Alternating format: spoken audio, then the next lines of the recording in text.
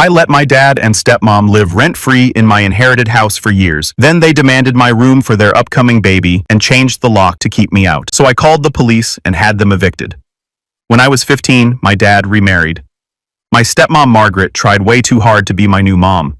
She constantly hovered around me, asking about my day, my friends, and my hobbies. She bought me clothes I never asked for and decorated my room without my permission. I later found out this was because she barely spoke to her own daughter from her previous marriage. My dad just stood by and watched this happen. He never stepped in when I told him I needed space. After 3 months of this, I couldn't take it anymore. I asked my grandfather, my dad's father, if I could move in with him. Grandpa Murphy had a big house with plenty of room, and he immediately said yes. He was a retired judge and had always been the most level-headed person in our family. My dad didn't fight it much. He seemed relieved that there wouldn't be tension in his new marriage. Living with Grandpa Murphy was great. He gave me space when I needed it, but was always available when I wanted to talk. He taught me about finances, property management, and law. These lessons turned out to be incredibly valuable later. When I was 17, Grandpa Murphy had a heart attack and passed away unexpectedly. In his will, he left me his entire estate, including the house we lived in, together 2 rental properties downtown, and a considerable amount of money. I was shocked. I had no idea he planned to leave everything to me. My dad was furious. He kept saying the property should have gone to him since he was Grandpa's son. But Grandpa's was ironclad. He had even recorded a video explaining his decisions. In it, he said he was leaving everything to me because he believed I would be responsible with it, unlike my father, who had borrowed and lost significant amounts of money from him over the years. Here's where things got weird. Instead of me moving back in with my dad and stepmom, they decided to move into the house I had inherited. They claimed their place was too small for the 3 of us, even though I had lived there before. And since I had this big house now, it made sense for them to move in. I was still 17, so I didn't have much say in the matter. I did, however, set 2 clear conditions. They were not to enter my bedroom or my grandfather's office. These rooms contained personal items and important paperwork. The house had 4 bedrooms total, so they still had plenty of space for themselves and a guest room. When I turned 18, I left for college in another state. I continued to let my dad and stepmom live in my house rent-free. I only came home during holidays and some weekends, which suited me fine. I paid all the property taxes and maintenance costs. I never asked them for a dime. I figured they were keeping an eye on the place for me. This arrangement worked for 6 years until last month when everything fell apart. I received a call from my dad while I was at work. He told me I needed to clean out my bedroom because they were turning it into a nursery. I was confused and asked why they needed a nursery. He explained that my stepmom had reconnected with her estranged daughter Lisa, who was pregnant and homeless. They had invited Lisa to move into my house. I reminded him that they were guests in my house and did not have the authority to make these decisions. He argued that my room was the only one suitable for a nursery because the guest room was too small. I pointed out that they could have asked me before inviting someone else to live there, especially since Lisa could have used the guest room until they figured out something else. My dad raised his voice and said I was being selfish. I needed to understand that family helps family. I reminded him that Lisa wasn't even my family. I had never met her. I then firmly told him not to touch my room or my grandfather's office or I would evict them. I suggested they move back to their old house if they needed more space. My dad got quiet for a moment before saying they had sold their house years ago. That evening, my Uncle Jack, my dad's brother, called me. Uncle Jack and my dad hadn't spoken in years due to some business disagreement, so I was surprised to hear from him. He said my dad had called him complaining about my threat to evict them. Uncle Jack suggested I reconsider and not kick my father out. I told him I would think about it, but I had already made up my mind. The next day, I called my lawyer, Donna. She had been Grandpa Murphy's lawyer and had helped me manage the property since I inherited them. I asked her to accompany me to the house to formally give my dad and stepmom notice to vacate. Donna agreed and suggested we go early in the morning to avoid a scene. We arrived at the house at 7 a.m. the following day. I tried to unlock the door, but my key didn't work. My dad had changed the locks. I knocked loudly until my dad answered. He spoke through the closed door, saying he wouldn't let me in until I changed my mind about the nursery. I told him I had come with my lawyer to handle this properly, but if he wouldn't let me in, I would handle it my way. He still refused. Donna and I went straight to the police station. While we were driving there, Uncle Jack called again. This time his tone was different. He said my dad had called him again, asking him to convince me to back down. Uncle Jack told me he was tired of my dad's manipulative behavior and would support whatever decision I made. At the police station, Donna explained the situation. Since I had all the documentation proving I owned the house, the police agreed to accompany us back. When we arrived, the officers informed my dad that he had to allow me entry and that they were being evicted for changing the locks without permission and refusing the property owner access. My dad tried to argue. He claimed he had nowhere to go. He said they had lived there for years and had rights. He even tried to say that Grandpa Murphy had promised him the house verbally. The officers asked if he had any documentation to support his claims. He didn't. The officers explained that as the legal owner, I had the right to evict them, especially since there was no formal lease agreement. I hired a moving truck to help them move out.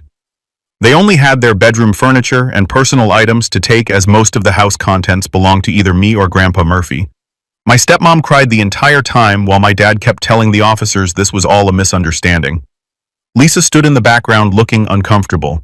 I noticed she was barely showing her pregnancy. After they left, I immediately called a locksmith to change the locks again. I also installed security cameras around the property. I thought this would be the end of it, but I was wrong. A month later, I was out of town for work. My girlfriend Ellie was staying at the house. My dad showed up unannounced. He told Ellie that since we were living comfortably in the house, we should host him, Margaret, and Lisa for the upcoming Thanksgiving holiday. He gave her a list of foods he expected us to prepare and presents they wanted. Ellie told him to leave immediately or she would call the police. He left, but not before telling her I was an ungrateful daughter who would regret treating him this way. I thought that would be the end of it, but 2 weeks later, my dad called my mom. They hadn't spoken since their divorce 16 years ago. He invited her to spend the holidays with the family at my house. My mom declined and instead offered to take me and Ellie on a trip to Italy for the holidays. When my dad found out about this, he called me demanding that my mom pay for him, Margaret, and Lisa to go to Italy too. When I refused, he came to my house again, insisting that either my mom include them or Ellie and I should pay for their trip. His behavior was so ridiculous that Ellie and I laughed until he left. I've changed my phone number since then. I've also given my tenants in my other properties a photo of my dad and instructions not to let him in under any circumstances. I hope this is finally the end of his entitlement, but knowing my dad, I doubt it. Update 1. After my last post, things were quiet for a while. My dad didn't try to contact me again, and I was starting to think maybe he had finally gotten the message. Ellie and I went ahead with our plans to spend the holidays in Italy with my mom. Before we left, I asked 2 friends who lived nearby to check on the house periodically. They reported no signs of my dad or any disturbances. Italy was amazing. My mom pulled out all the stops. We had a private tour of the Vatican, ate at incredible restaurants, and stayed in beautiful hotels. Ellie and I even discussed possibly moving to Europe someday. It was the most relaxed I had felt in months. Then, on December 28th, while we were having breakfast at our hotel in Rome, I received a call from Uncle Jack. He sounded frantic. He told me he was moving out of state immediately and needed to sell his house as quickly as possible. He didn't explain why he was in such a rush, but asked if I was interested in buying it. What Uncle Jack didn't know was that his house held special significance to our family. It was actually my great-grandparents' home where Grandpa Murphy grew up. Grandpa had given it to Uncle Jack years ago, but later told me he regretted the decision before he died. Grandpa asked me to try to get the house back someday, and if I succeeded, to give it to my cousin Maria. Maria is Uncle Jack's daughter from his first marriage. Uncle Jack never acknowledged her as his child and refused to pay child support. Maria lived with her mother in another country and struggled financially her whole life. Grandpa Murphy had stayed in touch with Maria and helped her when he could. He wanted her to have the family home as a way of making up for how Uncle Jack had treated her. Uncle Jack had no idea I knew about Maria or that I was in contact with her. If he had known, he probably wouldn't have offered to sell me the house. I decided to use his desperation to my advantage. I offered him 40% of the house's market value payable in 3 installments. He declined, saying the offer was too low and that he wouldn't be coming back to town again. I countered with a better offer, the same low amount, but paid in full immediately when I returned from Italy on January 3rd. I also offered to cover all the legal fees and his moving expenses. All he had to do was have his things packed and the paperwork ready when I got back. To my surprise, he accepted immediately. Ellie and I cut our trip short by 2 days and flew back. The transaction went smoothly. I paid Uncle Jack. He signed over the house, and he left town the same day. The next morning, I called Maria and told her to come to the U.S. as soon as possible because there was something important Grandpa Murphy had left for her. She arrived 3 days later and I gave her the keys to the house along with some money to help her get settled. Maria needed to stay for several days to handle the paperwork for the property transfer and to apply for a visa that would allow her to move permanently. During this time, she stayed with Ellie and me. We were having dinner at home one evening when my dad showed up again. As it turned out, Uncle Jack had been planning to sell the house to my dad. My dad had asked for a few days to gather the money and was furious when he learned I had bought it instead. Uncle Jack, wanting to avoid a confrontation with my dad, simply told him I had purchased the property and left town. My dad assumed I had bought the house for myself and decided to claim it. When no one answered his knocking at Uncle Jack's old house, he broke a window and let himself in. What he didn't know was that the house had a doorbell camera that Maria had just installed. We watched the break-in on Maria's phone and called the police immediately. Since Maria was a foreign national and the break-in was happening in an upscale neighborhood, the police responded quickly. They arrived at the house and found my dad inside going through closets and drawers. He was shocked when the police told him the house belonged to Maria, not me. They arrested him for breaking and entering. With help from my lawyer, Maria pressed charges against my dad. Due to his previous behavior at my house, changing locks and refusing entry to the legal owner, the judge denied bail. He's currently in jail awaiting trial and could face several months of jail time. After my dad was arrested, I did some digging to find out why Uncle Jack had been in such a hurry to leave town. It turns out he had borrowed a significant amount of money from his wife's brother for a business venture that failed spectacularly. When he couldn't repay the loan, his brother-in-law threatened legal action. Uncle Jack decided to sell everything and skip town rather than face the consequences. I sent Uncle Jack a text message letting him know that if he ever tried to contact my dad or cause problems for Maria, I would tell his wife's family where he was. He responded by blocking my number, which was fine by me. I don't expect we'll hear from him again. Maria is considering keeping the house and moving to the US permanently. She works in IT and can do her job remotely from anywhere. Having the house gives her a fresh start away from her difficult childhood and the opportunity to build a new life. Update 2. My dad's trial was last week. He was sentenced to 6 months in jail for breaking and entering plus an additional 3 months for the incident at my house, changing the locks and refusing entry. The judge was particularly harsh because my dad showed no remorse during the proceedings. He maintained that as my father, he had every right to enter property that should have been his in the first place. My stepmom, Margaret, approached me outside the courthouse after the sentencing. This was the first time we had spoken since the eviction. She looked terrible. She had lost weight, and her clothes were wrinkled and stained.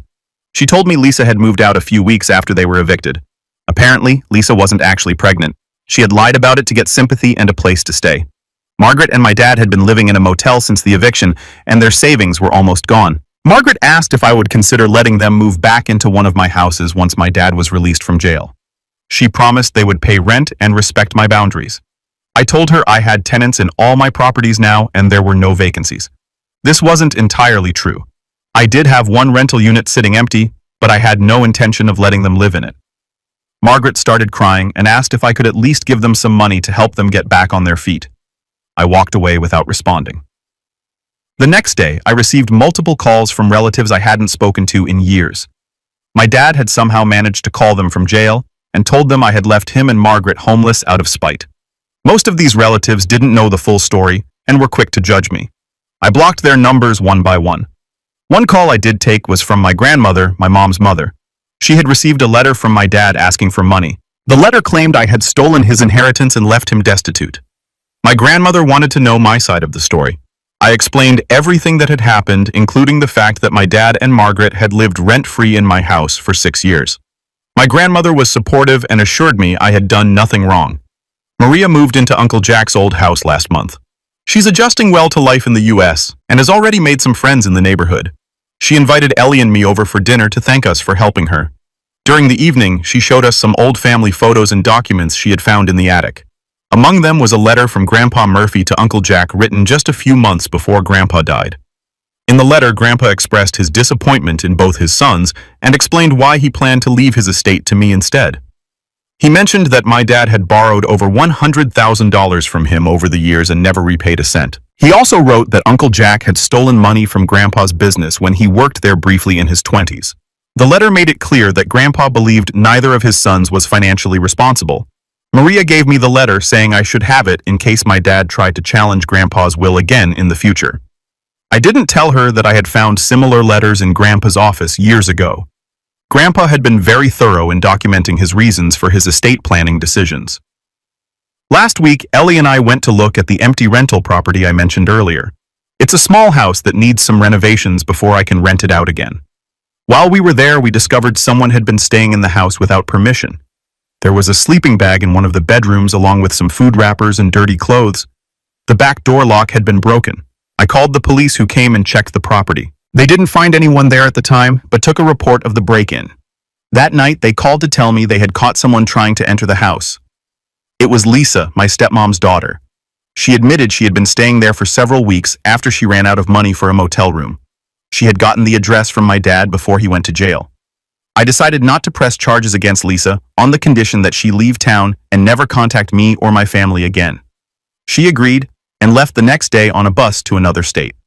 I hired a security company to install better locks and an alarm system on all my rental properties. Update 3. My dad was released from jail last week. I knew this because Margaret called to inform me. She said my dad wanted to meet with me to clear the air and start over. I declined. She then mentioned they were still struggling financially and asked again if I could help them. I told her that 6 years of free housing was all the help they were going to get from me. 2 days after his release, my dad showed up at my workplace. I work at a marketing firm downtown. He walked right past reception and found me in the conference room during a client meeting. He created a scene talking loudly about how I had abandoned him in his time of need and turned the family against him. Security had to escort him out of the building. My boss was understanding, but suggested I work from home for a while in case my dad returned. That same day, I filed for a restraining order against my dad. Unlike in my original post where I mentioned restraining orders being useless in my country, they are taken seriously here. The judge granted the order based on my dad's behavior in his recent jail time. The order prevents him from coming within 500 feet of me, my home, or my workplace. Maria has fully settled into her new home. She found a good job at a local tech company and has made friends in the neighborhood. She invited me and Ellie over for a housewarming party last month. The house looks completely different.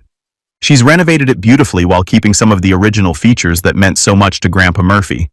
Ellie moved in with me permanently, and we're discussing buying a house together in a different neighborhood. While I love my grandfather's house, it carries too many negative memories now. We're looking at properties closer to downtown where we both work. I plan to keep Grandpa's house as a rental property. It's in a desirable area and should generate good income. As for my other properties, they're all rented to reliable tenants now. I raise the rent slightly to cover the cost of the new security systems, but still keep it below market value. Several of my tenants are friends or colleagues who needed affordable housing, and I'm happy to help them out. Uncle Jack tried to contact Maria a few months ago. He claimed he wanted to reconnect with his daughter and make amends for the past. Maria didn't respond to his messages. She later found out through a mutual acquaintance that Uncle Jack was in financial trouble again and likely looking for a place to stay. Maria changed her phone number as a precaution. My mom suggested I speak with a financial advisor about setting up a trust for my properties. This would provide an extra layer of protection in case my dad ever tried to claim he had rights to any of them. I met with an advisor last week and am in the process of establishing the trust. Grandpa Murphy would have approved of this step. He always emphasized the importance of protecting assets. Margaret filed for divorce from my dad last month. She contacted me to let me know not to ask for anything. She apologized for her role in everything that happened and said she realized how toxic my dad could be. I didn't respond to her message. While I don't wish her ill, I don't want any connection to that part of my life anymore. The holidays are approaching again, and this year, Ellie and I are hosting Thanksgiving at our home. We've invited my mom, Maria, and a few close friends. It will be the first holiday in years that I'm actually looking forward to celebrating. There will be no drama, no unreasonable demands, and no unwelcome guests, just people who respect and care about each other. I started this journey as a 15-year-old seeking refuge with my grandfather. Now at 25, I've built a life that I'm proud of, surrounded by people I choose to have in it. I've learned that family isn't just about blood relations. It's about who shows up for you when it matters and who treats you with respect and kindness. Those are the people worth keeping in your life. Now let's move to the next story. Story 2. My controlling dad hired an actress to ruin my wedding and destroy my relationship. 6 months later, he walked me down the aisle. The twist, I invited him. I, 28 female, have been with my fiancé Simon, 31 male, for 4 years, and our relationship has been a roller coaster of emotions, especially in recent months.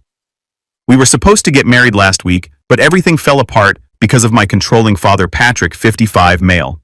To understand how we got here, I need to take you back to the beginning. I grew up in a small town in Ohio where everyone knew everyone else's business. My childhood was relatively normal until I turned 10. That's when my parents' marriage imploded in a spectacular fashion. My mom, Tanya, 50 female, had been having an affair with her yoga instructor for months. When my dad found out, it was like a bomb went off in our family. The divorce was messy and drawn out. My mom, feeling guilty and wanting a fresh start, moved to California. I stayed with my dad in Ohio, more out of necessity than choice. He was a successful accountant and could provide stability, while my mom was starting over with nothing but her yoga mat and a suitcase full of regrets. After the divorce, my dad changed. The once easygoing man who used to take me fishing on weekends transformed into a strict, overprotective parent. He installed a security system that would ping his phone every time I entered or left the house. He vetted all my friends and insisted on chaperoning every school dance. At the time, I thought he was just being cautious, but looking back, I realized he was terrified of losing me like he lost my mom. I spent summers with my mom in California, but our relationship was strained. She was busy trying to build a new life, working 2 jobs and dating a series of men who seemed to get progressively younger. I felt like an afterthought in her new world, a reminder of the life she'd left behind. When I turned 18, I saw college as my ticket to freedom. I applied to schools as far from Ohio as possible and ended up at the University of Washington in Seattle.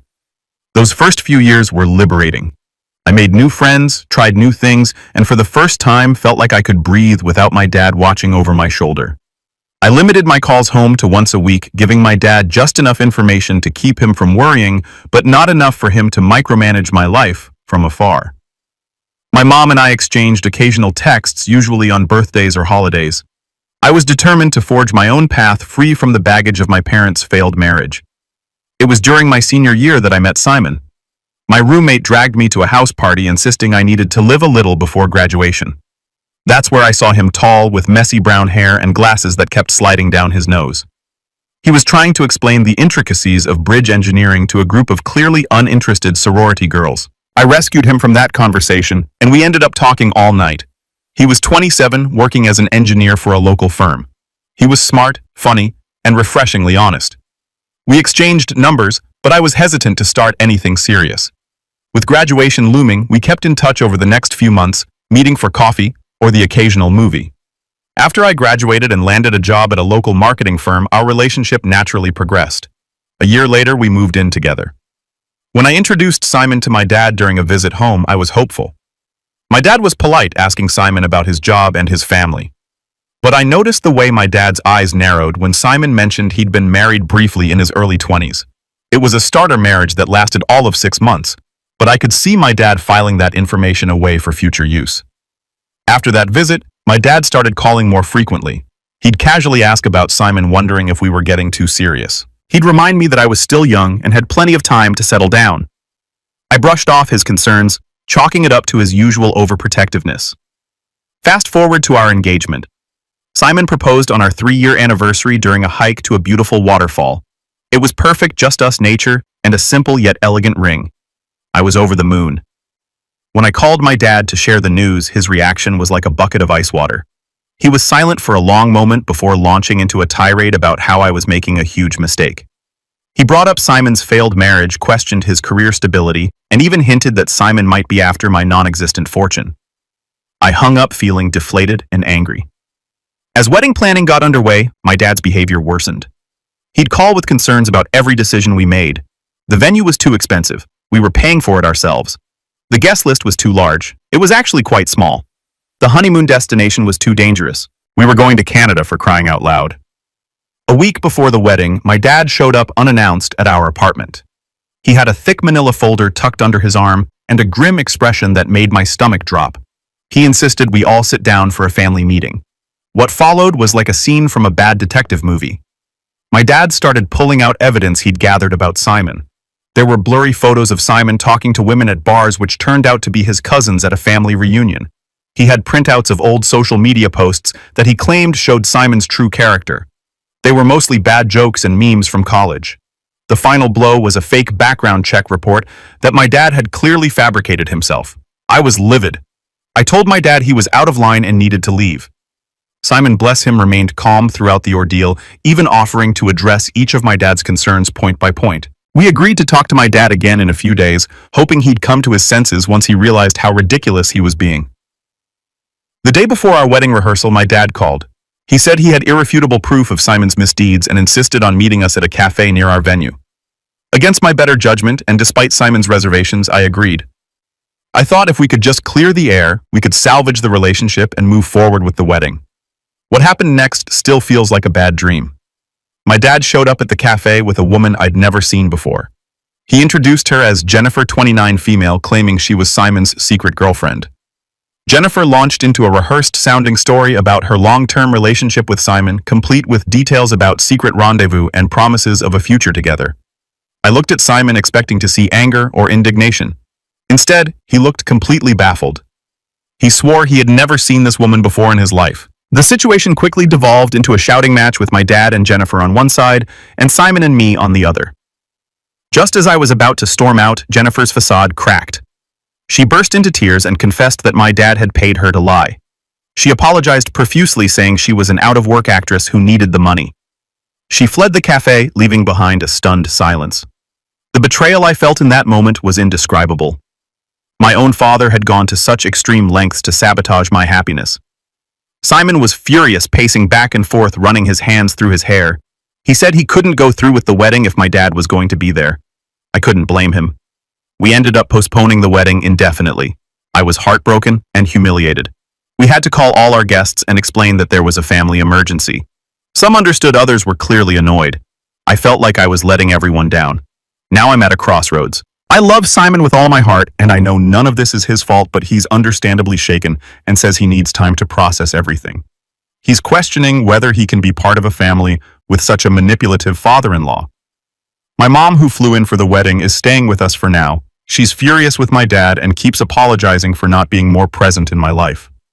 She thinks if she had been around more, she could have tempered my dad's controlling tendencies. I don't know what to do. Should I cut my dad out of my life completely? Try to salvage my relationship with Simon?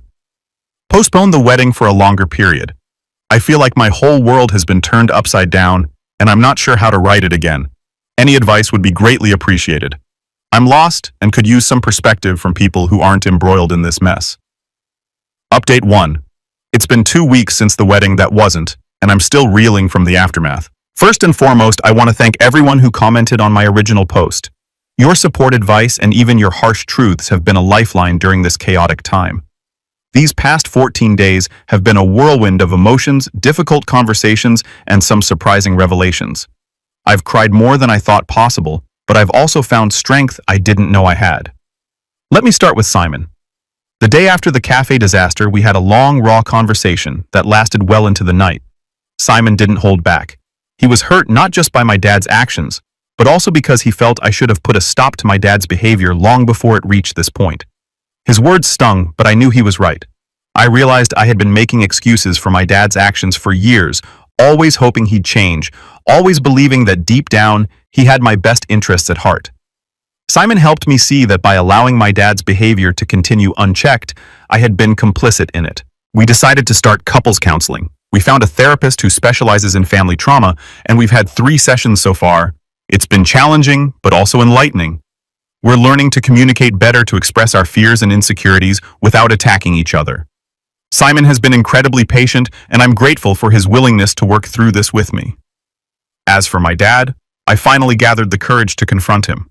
I asked to meet him at a neutral location, a park near my apartment. I didn't want him in our home, but I also didn't want to have this conversation over the phone. When I saw my dad, I was struck by how old he suddenly looked.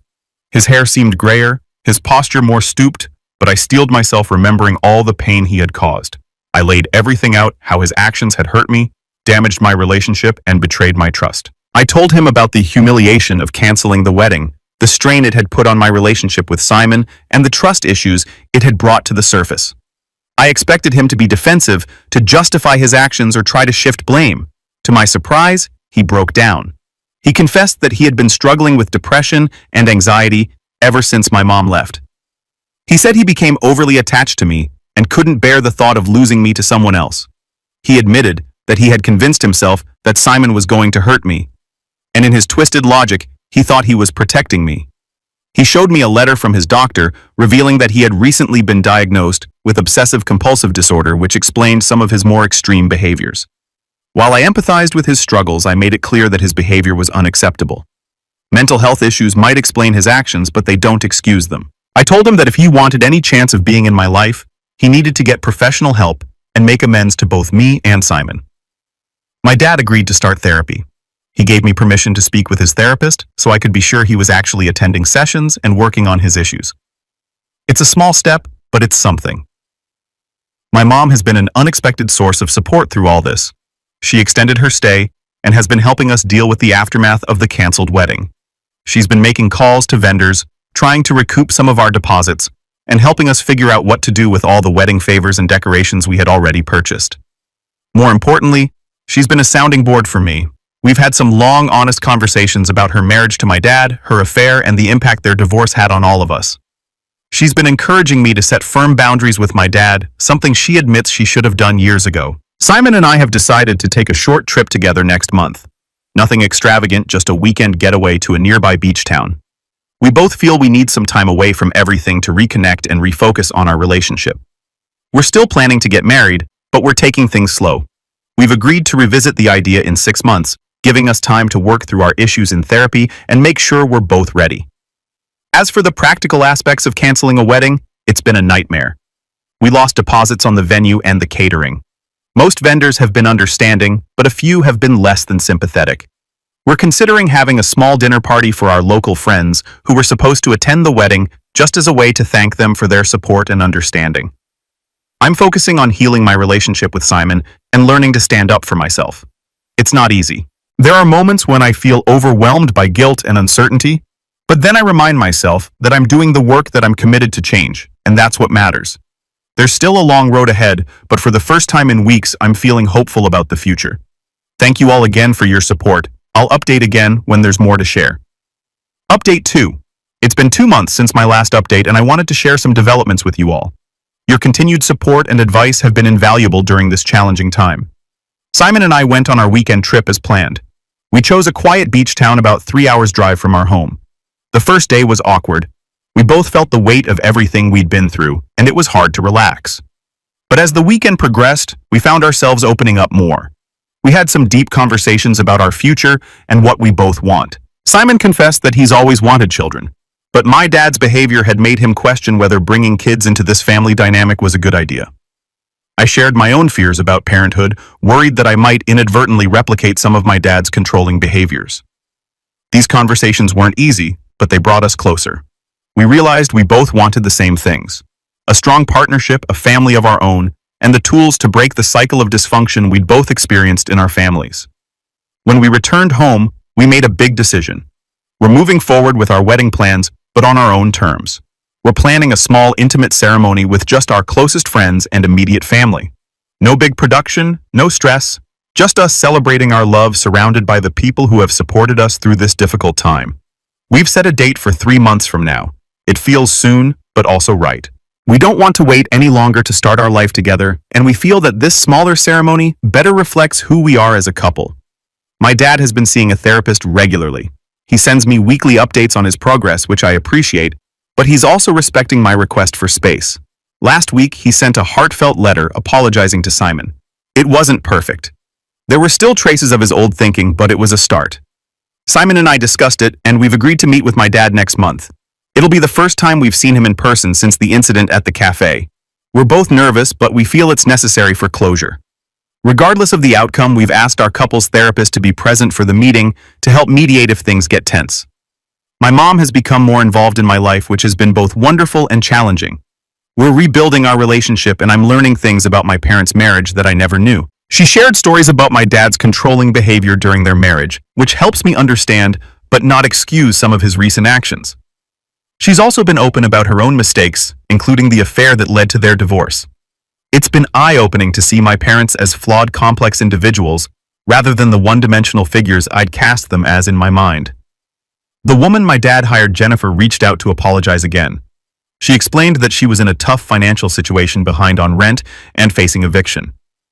When my dad approached her with his scheme, she provided copies of their text exchanges and the agreement they'd made. I've kept this information not because I plan to use it, but because it feels important to have a record of what happened. Simon and I are taking things day by day. We're stronger now, but we're still working through some trust issues. The couple's counseling has been a big help. We've learned techniques for communicating more effectively and for supporting each other through difficult moments.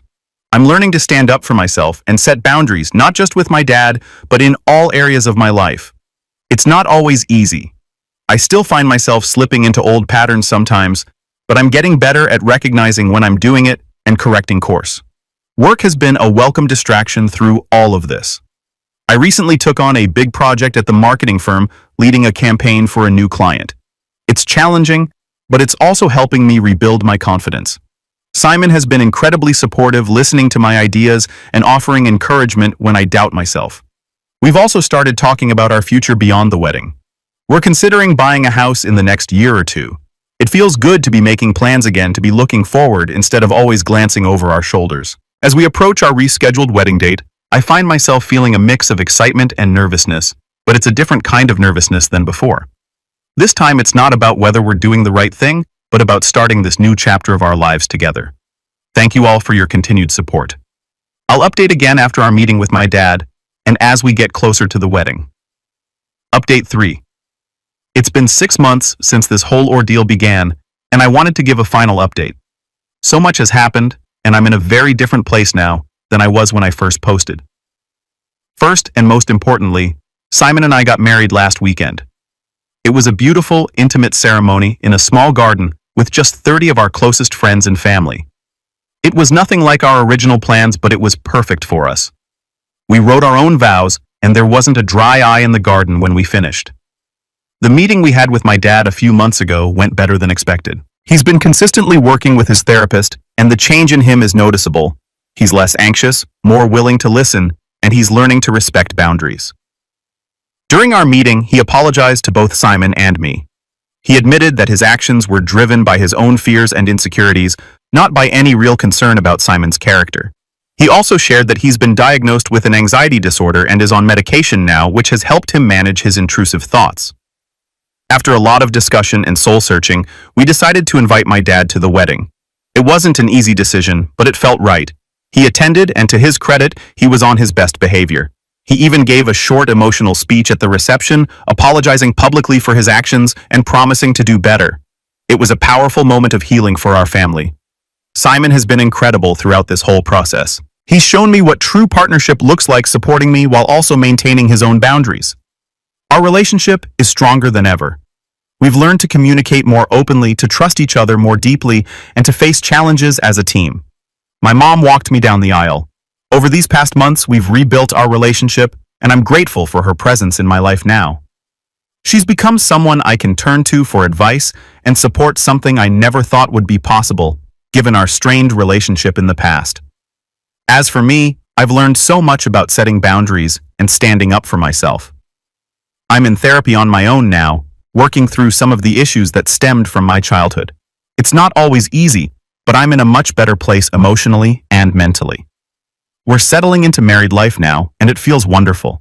We're planning a belated honeymoon for next summer, a trip to New Zealand that we're both excited about. We've also started looking at houses in a nearby neighborhood, thinking about putting down roots. This whole experience, as difficult as it was, taught me valuable lessons about family love and self-respect. While I wouldn't wish it on anyone, I'm grateful for the growth it's brought. I've learned that it's possible to love someone while still holding them accountable for their actions. I've learned that it's okay to prioritize my own well-being and that of my relationship. And I've learned that with work and commitment, it's possible to break dysfunctional family patterns. I want to thank everyone who's followed this story and offered support and advice along the way.